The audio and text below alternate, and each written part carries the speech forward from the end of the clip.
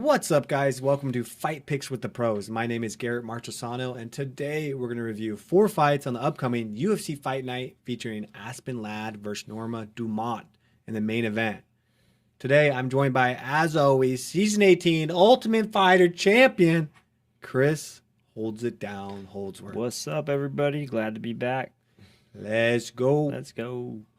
Introducing Fight Picks with the Pros. Brought to you by FanDuel. All right, first fight we got up is Chris's buddy, Julian, the Cuban Missile Crisis Marquez, coming in as a minus 225 favorite versus Jordan Wright, coming in as a plus 180 underdog. So this is a cool and good to see Julian back in the mix. 9-2, 6 TKOs. He's coming off 2 straight wins. He had a nasty comeback submission win that I'll never forget. And, of course, after that, he called out Miley Cyrus to be his official Valentine. He also called out Tyreek Hill and a few other guys to play him in a pickleball tournament. And he got all of them to respond on Twitter, and they're setting up a charity match now. And Miley Cyrus, I guess, they're now friends, and they've texted back and forth. So Chris and I talk about quite a bit is taking advantage of those post-fight call-outs, and I can't name a guy who's done it better than Julian this year. So initial thoughts on Julian coming into this fight, Chris? He needs to shave a missile in his chest. Yeah, right? That would be sick. Yeah, me and Julian go back. He was getting signed before RF. I think it was RFA still. Before it's LFA now. Oh yeah. But it used to be RFA, and they flew me out all the way to like Missouri to watch one of their events, and I had a road trip with Julian for like 6 hours from Missouri to Kansas. Like it was just all over the place. But he was a funny guy. We clicked, and it's cool to see him like years later, 8, 10. That's years later. Like he's in the UFC doing big things now. 9-2, 6 TKOs. He's really well rounded, training out of Glory MMA. And cool thing is he's been there for a while. So he's one of those guys that's kind of been built. By James Krause and those guys at Glory MMA. James Krause does a great job with his guys.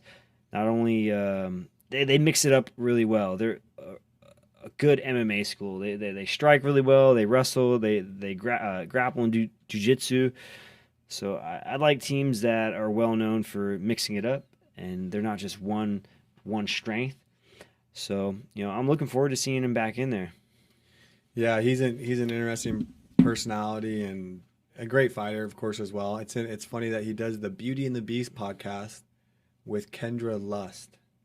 Which one's Kendra Lust? Who's a porn star. Familiar. If you saw her face, you'd know her. Oh, no. Oh, I would. What are you trying to say?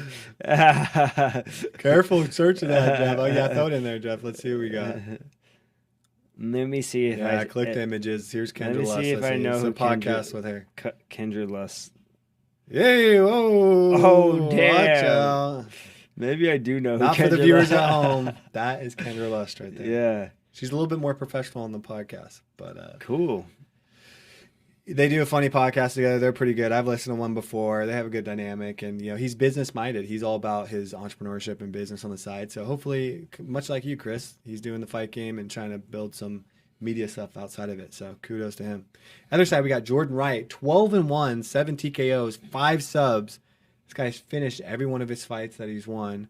Only one loss. He's 2-1 in the UFC. His only loss was to Buckley. So this is a great matchup. So if we go Jordan Wright's good. Yeah. He's good. He is really good. So this is I like the matchmakers here. So now if you break down this fight, how do you see it playing out? Jordan Wright, he's really well-rounded as well. If I remember, he's a good striker. He's got good striking, a lot of good power in his hands. How many fights does he have in the UFC? 3. 2-1.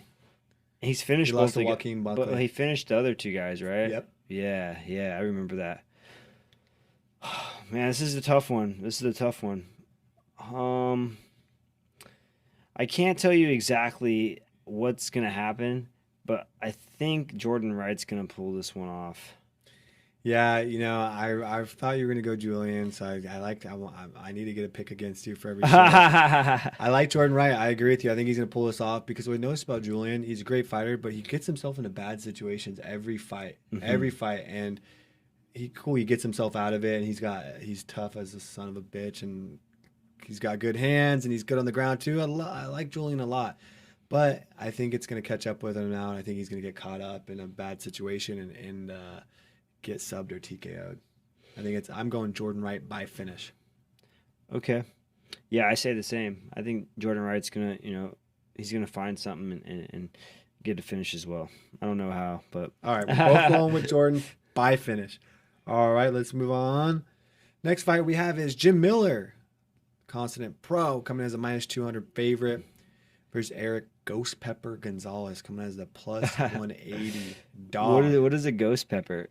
Ghost pepper is one of the hottest peppers in the world. You eat them, it makes your mouth on Oh, fire. that's funny. I took a nibble of one time, and I had to drink milk, and it was horrible. I can't imagine people have actually eaten like the whole ghost So pepper. I wonder if he's just like a hothead or if he thinks he's hot. Or... Maybe he's just, who knows what it is. So, of course, we got Jim Miller, 32-16, 4 TKOs, 18 sub, the submission artist. He lost his last 2. He's 21-15 in the UFC. He's got a lot of L's on his record. He loses a lot of decision losses. He's fighting this Eric Ghost Pepper Gonzalez, who's 14-5, 8 TKOs, 1 sub. This is his UFC debut. So this is the thing I see him UFC do a lot is some guys making his debut as a big prospect. You put the whole veteran against them, right? See how he matches up. What are your initial thoughts when you look at this fight, Chris? My initial thoughts is Jim Miller is back again, and close to 50 fights now, 18 submissions. I've been a Miller Brothers fan since way back when. I remember when one of my guys fought his brother Dan Miller in the UFC. Oh, really? And got choked by Dan too. So right off the bat, I've been researching the Miller Brothers for years, and watching Jim just continuing to fight through Lyme disease and coming back and getting wins and just consistently getting in there and getting wins over tough guys. But you got a guy like Eric Gonzalez who's got a lot of TKOs. So is Miller's chin still like it used to be? Can he take a big shot? We'll see. I think this Eric Gonzalez guy is kind of flown on his UFC debut, so I don't know too much about him. He's fighting out of Fight Science. I've heard about that gym. They're out of LA. So I'm gonna go with the vet Jim Miller. I just think a guy like Jim, who's had so many fights at the highest level, he's gonna find a way to win no matter what. Yeah, even though he has a lot of L's on his record, I think I'm going to go with you on this one too. I think it's Jim Miller by decision. This guy's going to try to make his name for himself, and I haven't seen his fights either. 14-5, 8 TKOs. He's coming in to prove something, so I usually like the young guy with his debut in the UFC. He's probably excited to get a name like Jim Miller, but I think it'll be hushed up, and Jim will end up getting the decision win. Yeah, I agree. All right, let's jump on to the next one. We got Andre Arlovsky coming as a -122 favorite against Carlos Felipe coming as +100 dog. So we know about Andre Arlovsky, 31-20, 7 TKOs, 3 subs, been in and out of the UFC a couple times.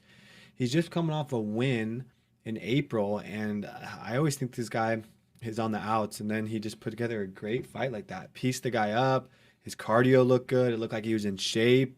He came to fight. He was serious, and he got the win. He's 42 years old. He's coming in with a 2-inch reach advantage.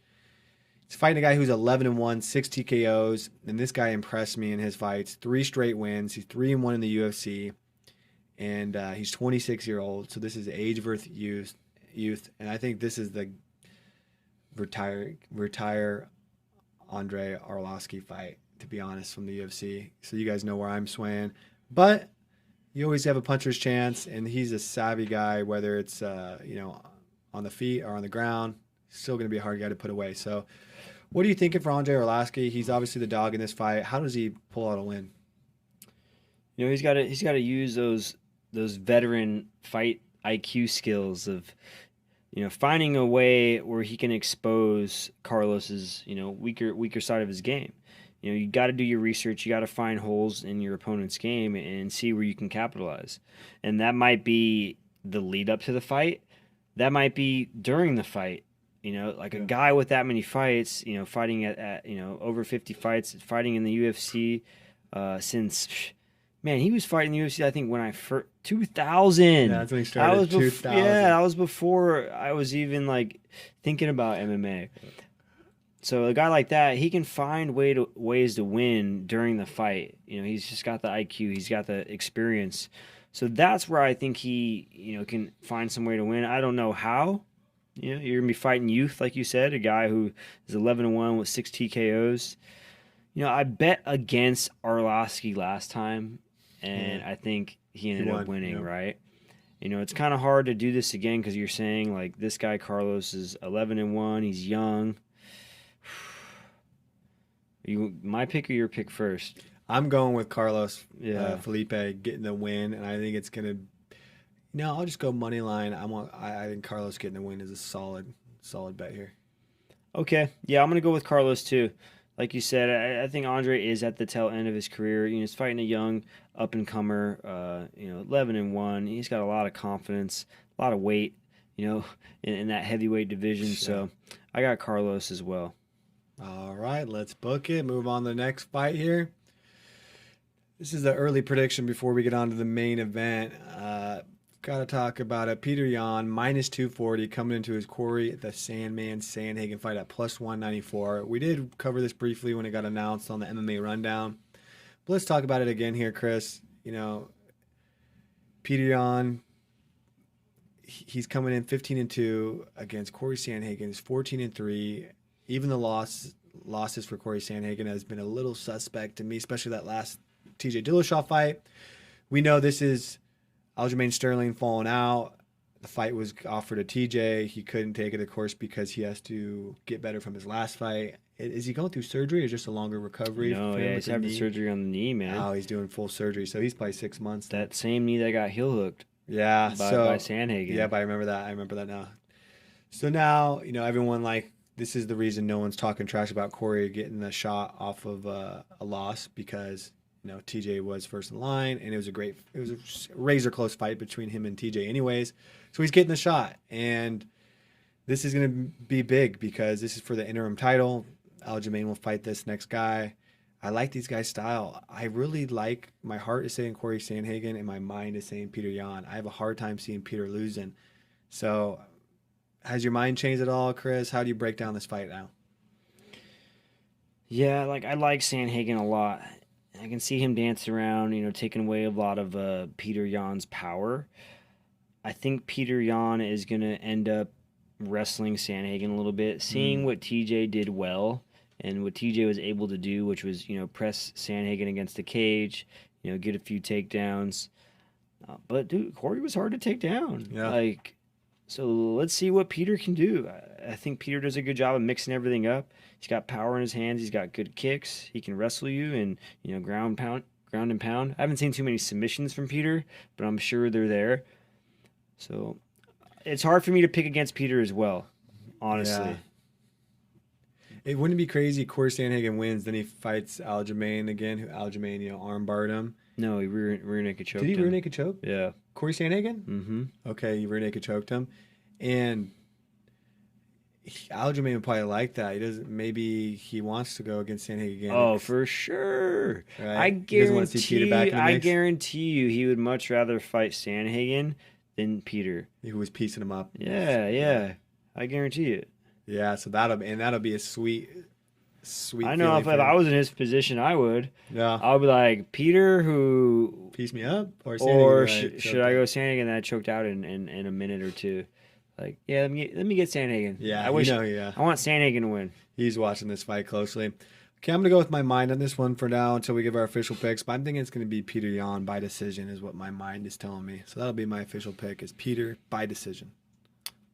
I think so too. Yeah, I think Peter's gonna win that decision. All right. I don't think he'll finish Corey. Yeah, Corey's tough too. That's what I found out from last fight. It's time for the main fight pick of the evening. All right, for the main pick, we got Aspen Ladd coming in as a minus 152 favorite against Norma Dumont coming as a plus 124 dog. So we all know how it goes. Aspen Ladd missed weight just 2 weeks ago. She was over by 2 pounds. Her opponent ended up taking 30% of her. Or how does that work when she denies the fight? You could take 30% of her purse if she would have taken the fight, but she elected to decline the fight the day before. So does she still get paid, her opponent? Her opponent? Yeah. I don't know. Wonder how that works. But didn't take it. There's a lot of controversy. Misha Tate called her out, said that she was trying to cheat the scale. She was grabbing she did the old Daniel Cormier, grabbed the towel to try to get some weight off. She was only putting 1 foot on the scale. She was definitely doing some sketchy stuff. So Aspen Ladd cut that shit out. Put 2 feet on the scale. but cool by her. There was another fight that dropped out, and Holly Holm dropped out of her fight, and Ladd jumped in right away to take the fight. So the UFC has to be happy with her. She's 9-1, 6 TKOs. Her only loss was Duran Duranemy, who just knocked her out. Was in the first round. I got to see that fight cage side, and it was tough to see. And now we got Norma on the other side, who's 6-1. 2 subs, 4 decisions. She's won 2 straight. One against Spencer, who's a great fighter back in May. She's 2-1 in the UFC. So this is a great fight. I like the matchup, especially since Norma was said to be a good matchup against Holly Holm. Now Aspen Ladd filling in. I think Aspen Ladd's great too. She's a local girl out here in El Dorado Hills in California. This is a tough one to call off the bat. I like both these fighters. Chris, what pops out to you? Well, Aspen is a completely different fighter than Holly Holm. Holly Holm's a striker, kickboxing skills, and then you're going to be fighting Aspen, who's a grappler, who wants to take you down and try to get a ground and pound or a submission.